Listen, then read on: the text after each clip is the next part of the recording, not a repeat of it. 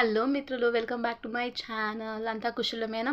So ఎప్పుడైనా diet చేస్తా అంటాం కదా, సన్నబడాలని చెప్పేసి. అప్పుడు ఏదైనా మనకి ఇష్టంగా కనపడిచ్చే ఐటమ్స్ ఉన్నాయనుకోండి, ఫుడ్ ఐటమ్స్ అలా తినేదాన్ని మనసు లాగేస్తుంది, తినేస్తాం. మళ్ళీ ఎందుకు తిన్నామా అనేసి యోచన చేస్తాం కదా.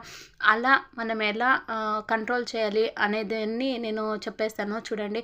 ఫస్ట్ మీరు ఇప్పుడు ఎంత లావుగా ఉన్నారో అలాంటి ఫోటో ఒకటి మీ మొబైల్లో వాల్పేపర్గా పెట్టుకునేయండి. అండ్ తినాలనిపించినప్పుడు అదైతే చూసుకునేస్తే కంపల్సరీ తినకూడదని అయితే అనిపించేస్తుంది కదా.